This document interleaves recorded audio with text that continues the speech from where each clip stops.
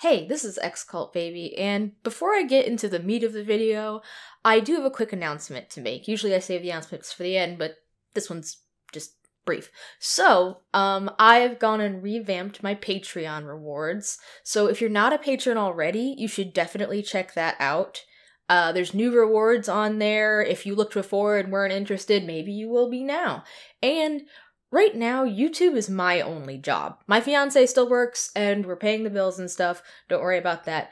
But I am trying to focus more on my channel, and since I'm not monetized yet, supporting me on Patreon would be a really great way to help.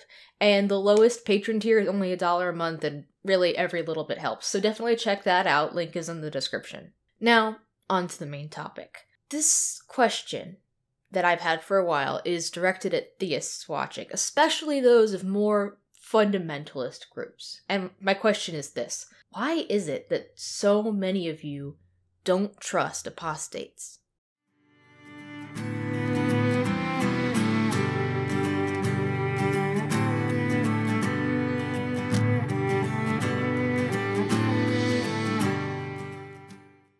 So to backtrack a little bit here, the reason I'm even asking this question is, well, partly because I grew up a Jehovah's Witness, and they have a very strong doctrine about apostasy. Now, if you don't know what an apostate is, the word apostate really just means anybody who leaves a religion. They can leave that religion for another religion, or they can leave that religion and just become an atheist or not really join any other religious groups, whatever. But the point is you leave one faith. Now, to Jehovah's Witnesses, an apostate is anybody who speaks negatively of them, really. They don't even have to they don't have to be witnesses and then leave in order to be counted as an apostate. But those who leave and speak out are especially, bad as far as they are concerned. In fact, I was taught growing up that anybody who left the religion and then spoke critically or negatively about the organization was intentionally trying to mislead people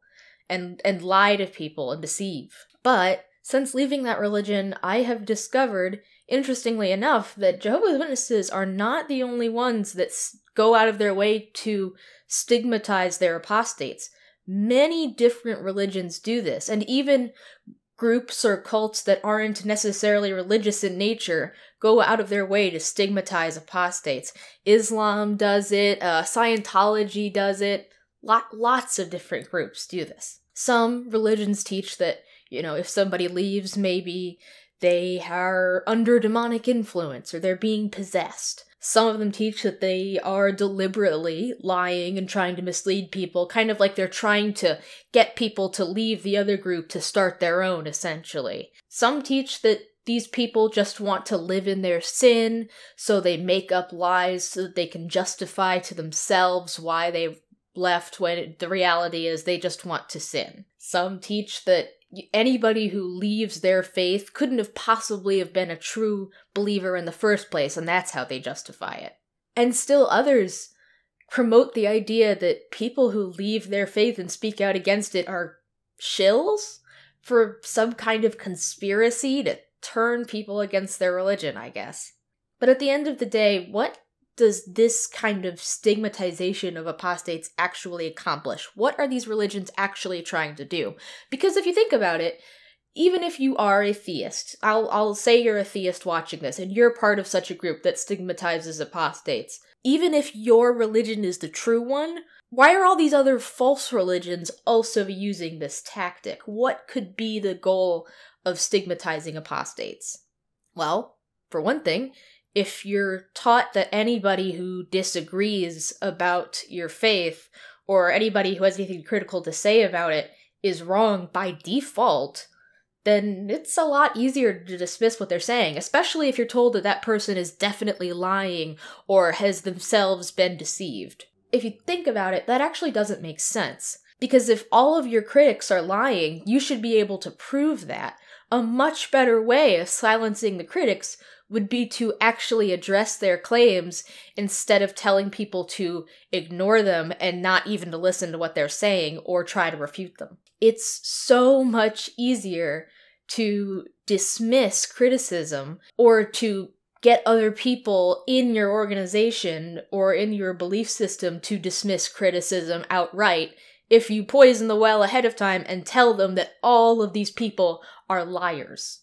And it's not like this concept of stigmatizing apostates exists in every religion. For example, many, and I might even go as far as to say most polytheistic faiths don't have this concept of stigmatizing apostates. For many polytheists, their belief is based on their personal spiritual experiences and shared personal experiences with other people within their belief system. So not only is it not a contradiction that somebody else might have a different spiritual experience from them and therefore not believe in the same gods or not follow the religion in the same way, but it's in fact consistent with their belief system that other people would have different faith experiences and therefore reach different conclusions about their faiths.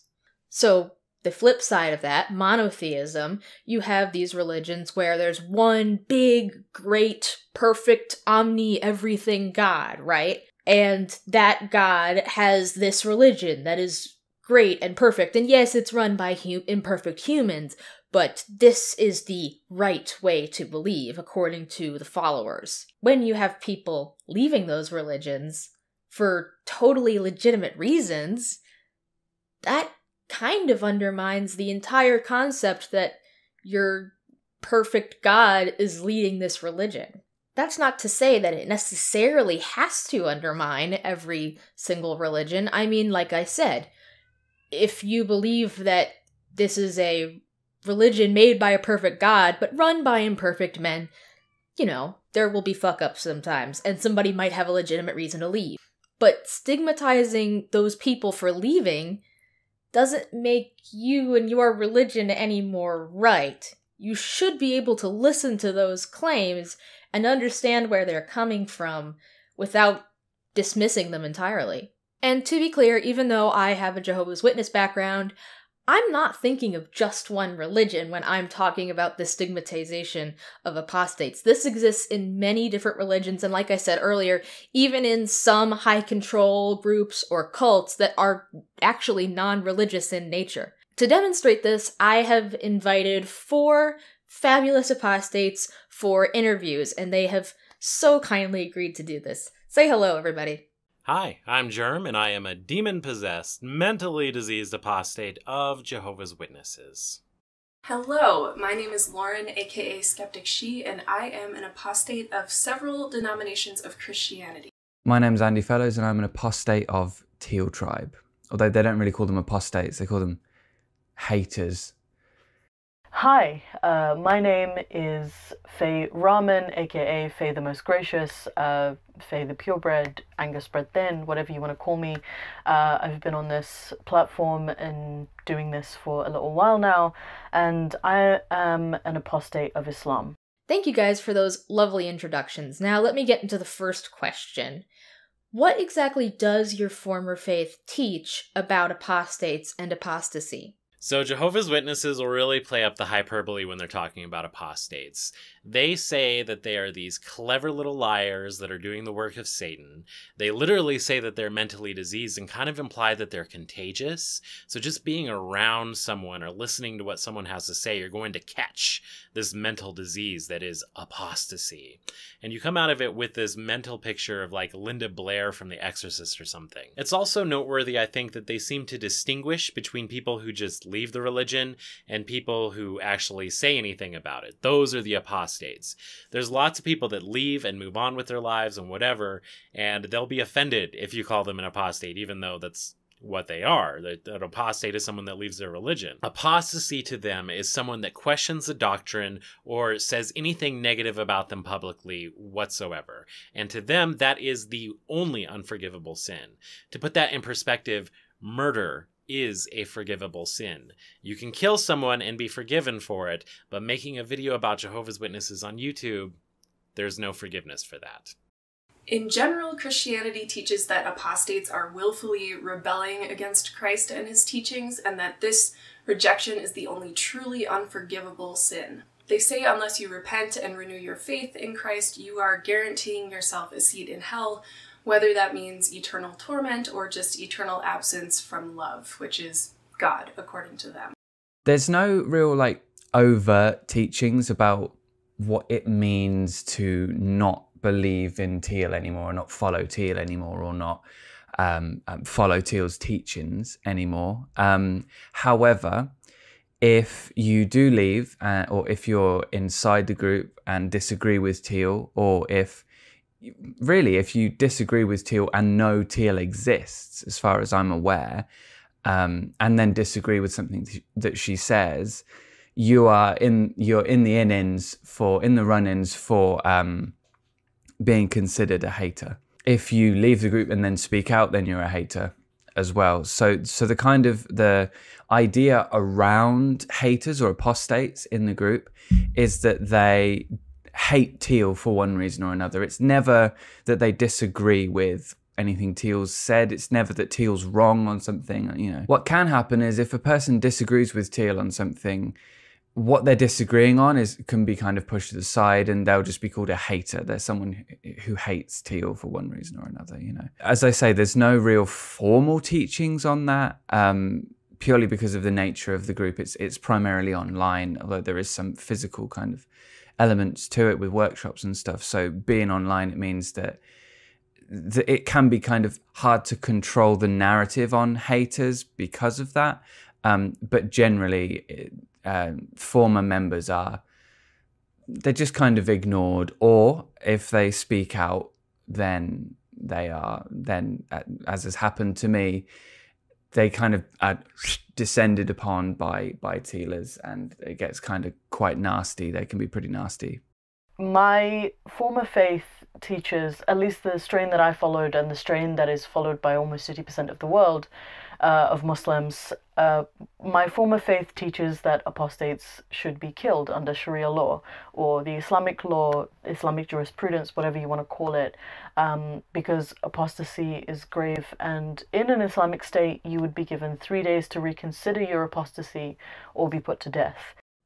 Wow, that is a lot of stuff. Everything from mentally diseased to hellbound to just being a bitter hater to actually being worthy of being put to death.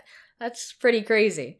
So, my second question is, why did you actually leave your former faith? Well, I initially left because I'm gay and they're not having any of that, kicked me right out of the religion, and I resigned myself to death and Armageddon for a long time until I decided to cultivate my own relationship with God. So I decided to read the Bible on its own, cover to cover, and that is when a lot of their doctrine and a lot of Christian teachings in general began to fall apart for me, when I read the full Bible in its own context. So I wouldn't so much say I left my faith as it left me. I tried to get closer to God by studying His Word on my own terms and asking questions of fellow pious Christians that ultimately couldn't be answered with much more than "it's a mystery, God works in mysterious ways," etc. Eventually, when all those years of study and questioning left me with no empirical evidence and no concrete, sustainable answers to any of the big questions that I had, I could no longer maintain the illusion of faith in Christ, let alone in any deity. I left Teal Tribe and stopped following Teal because I kind of realized that it was nonsense. Like, I realized that she wasn't what she said she was, what she seemed to be, although kind of ironically she was very much what she seemed to be when you start to see what she really is, and that turned me off. And during the kind of last months of my involvement, I was talking a lot to Rosa, who's now my spouse, about the whole thing, and it was in talking about it from a little bit more of a critical point of view that both of us realized how nonsensical it really was, you know. So it was a case of realizing the thing's nonsense and then stepping away slowly. But it wasn't, I didn't realize it was all nonsense all at once. It was little pieces. It was, my mental health took a real nosedive, and Rosa suggested that I stop doing shadow work, which is one of the things that the that the group do to find out what their core beliefs are and get to the root of whatever troubles them. It's all obviously, it's not a legitimate psychological process. It's quite, in my experience, quite damaging. And having spoken to a number of other former members, it seems to be quite damaging. It seems to have been quite damaging to their mental health as well. And so Rosa suggested that I stop doing that for a couple of weeks. And it was as I stopped doing that, my mental health improved. It was like the clouds kind of parted, the sky cleared, you know, and I was able to see things a little bit more clearly, and we were asking more questions and making sense of things a little bit more. It was in that time that I started to realize that Teal wasn't what she seemed, and started to distance myself from the group a little bit there. I think a lot of people ask me this, and it's never a simple answer. I have a video on it on my channel, explaining the long reason why, and also like a 10-minute video about why I left Islam. But to be frank, it's because Islam is not a kind religion, and Allah is not a kind and merciful God, and I just couldn't continue worshipping that. I had a long and true devotion to Islam until it struck me that Allah just wasn't merciful, you know, Allah being the Islamic God. And I couldn't stand by that. I couldn't worship that. I hadn't fully come down on one side whether or not I believed in God, but I certainly didn't believe in Allah anymore. And that's what took me out of Islam. And it was really, really painful for me. Well, those all sound like perfectly legitimate reasons to me. I don't know. So, my next question is, have you ever been accused of lying about your former faith? Yes, all the time, but not by anybody I actually know, because none of them will talk to me. Apologists, comments, and stuff on my YouTube call me a liar all the time, even though I have presented hard facts and evidence from their own publication and videos. It doesn't matter what I say, I'm a liar. So although I haven't been directly accused of lying about my former Christianity, I have been told that no true Christian would have done some of the things that I've done, such as kissing a non-Christian, for example, or, you know, actually asking hard questions of my faith and refusing to suspend disbelief. While I was still Christian and having doubts or just not accepting the Bible 100% literally because I wasn't raised to do so, I was told that Satan was tempting me. I have been accused of lying about my former faith. I have been accused of lying about Teal. I have been accused of lying about Teal Tribe. I mean, when you do what I do, which is making videos on YouTube, and some of those videos include criticisms of Teal, as a former member, it's taken that I don't like Teal. And often the people that are watching the videos, if they're Tealers, won't listen to what I'm saying as much as they'll just be like, oh, you just hate Teal, or you're jealous of Teal, or things like that. It's attributed to what you could say is a lower motivation than that of actually believing there's something wrong with it and wanting to do something to help those people who are in the group still. All the time.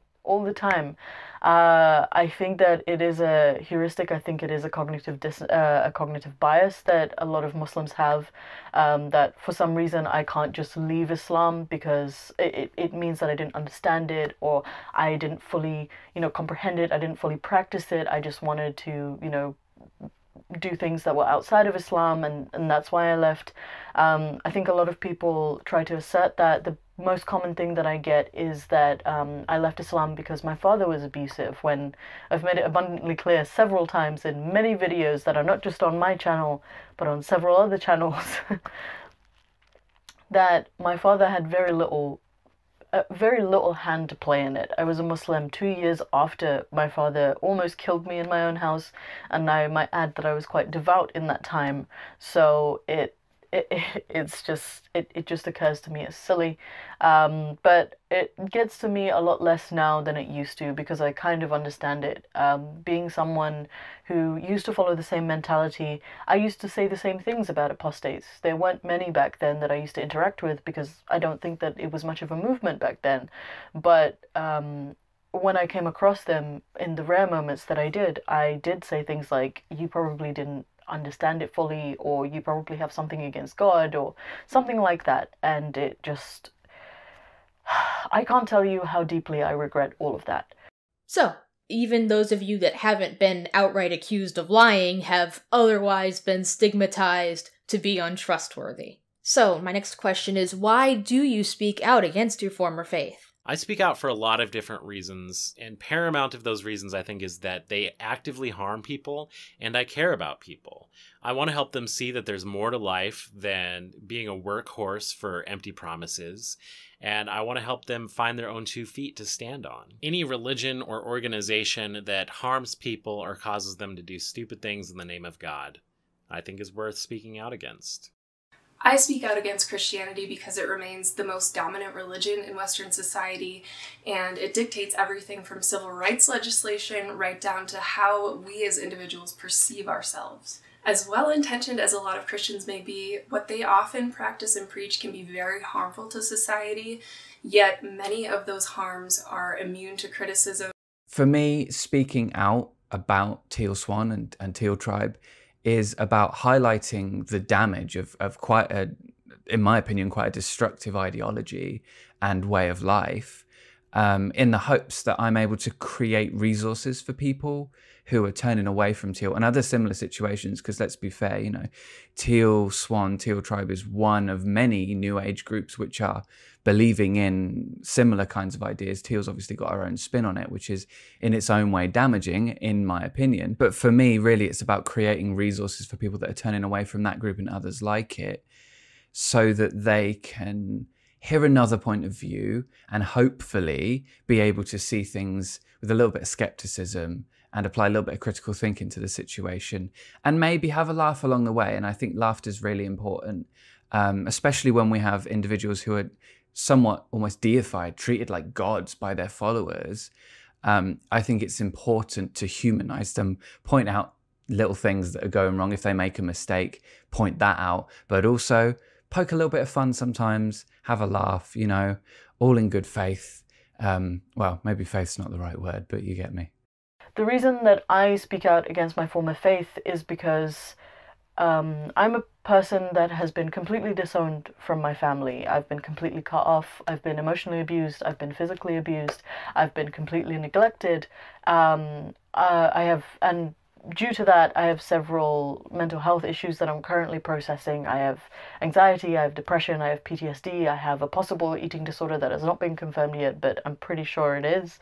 And, you know, I'm pretty open about that stuff on my channel. And my reason for talking against my faith is not necessarily to take other people out of the faith. My mother was a devout Muslim, and I feel as though in her final days suffering with cancer, Islam gave her a lot of comfort. I do also think that it obstructed her from, you know, utilizing the last few months that she had, that she was told that she had.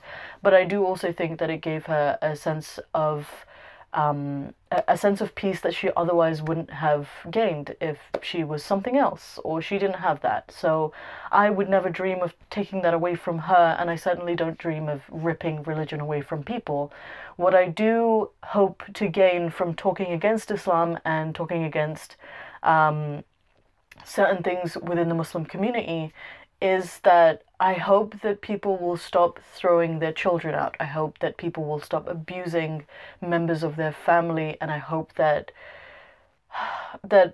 love is not conditional to what people believe. And I want to change that. That's the change I want to put into the world, and that's why I talk about it, because I think it's really important to document experiences like mine and tell people who are also going through it that they're not alone. Yeah, those all sound like perfectly legitimate reasons to me. So, my last question is, how do you feel about people who are currently still members of your former faith? I feel sorry for them. I really do. And I know that everyone has their own reasons for the mental gymnastics that they're doing to keep their faith. And, you know, I don't hold any particular malice for any individuals of that faith. My problem is with the organization and its policies and the people that carry out those harmful policies. If I didn't care about the people, then I wouldn't do what I'm doing. Having said all of that, I still very much love and respect my Christian friends and family members, and I don't hold any animosity towards Christians in general. It's the systemic, generations-old indoctrination of billions of people that I'm critical of. Now, since I was a victim of indoctrination for most of my life, I definitely don't blame believers for believing the way that they do. However, I always hope that more and more Christians will be willing to question or see past the parts of their faith that limit or attempt to limit the humanity of others. As far as I'm concerned, people that are still Tealers, people that are still following Teal, honestly, to be fair, I probably care about them more than I should, but I think it's important to care about them some, doing the kind of thing that I'm doing. And really, honestly, the videos I'm making are for people who are in the position that I used to be in, whether that's currently in Teal Tribe, following Teal, or having, stepped away somewhat and are starting to question things. So really, the way I think about the people that are there is almost like it's almost like I'm looking back on a chapter of my own life. It's like I'm looking back at a part of me, really. Because I was there and I was going through all of that at one point in my life. And I believed much of the stuff that they believe now. Things change and Teal brings out new videos every week. So there's new things for them to believe every week. But much of it is the same, and the effect on the life is, I would say, generally the same. So for me, I see them almost as people who were where I was, and I do care about them, and I do hope that the videos I'm making are helping them, whether it's talking about Teal or talking about something else that's somewhat related, or just the New Age in general. If they find my channel and they watch it, I hope that I'm able to help them. I don't feel any kind of way about it in particular. I have Muslim friends, I have Muslim co-workers. My therapist who worked through CBT with me was a Muslim, and I can say for certain that he did just a brilliant job in helping me manage my anxiety. He gave me the tools and the things that I needed to understand my own brain and, move on from that. And I deeply appreciate that, and I will always deeply appreciate that. There will never be a time in my life where I will ever not thank that man for what he did in my moment of need.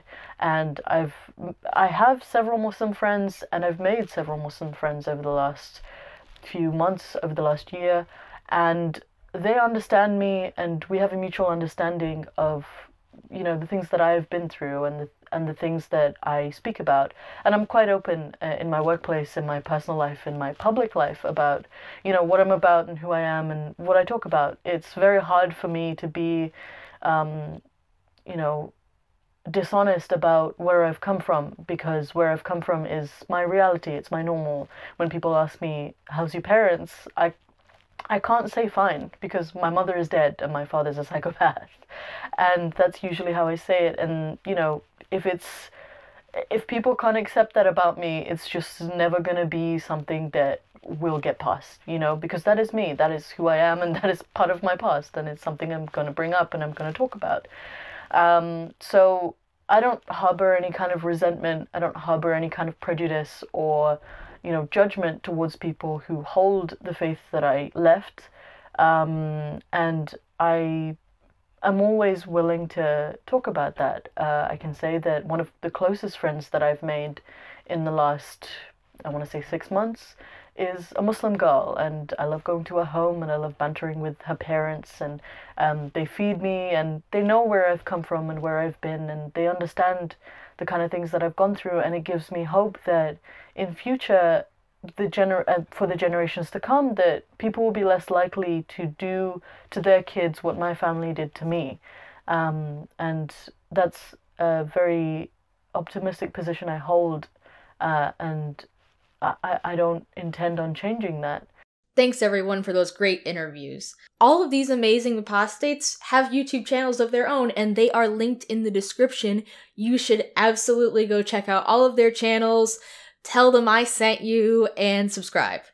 And besides those 4 wonderful apostates, there's another apostate I should mention.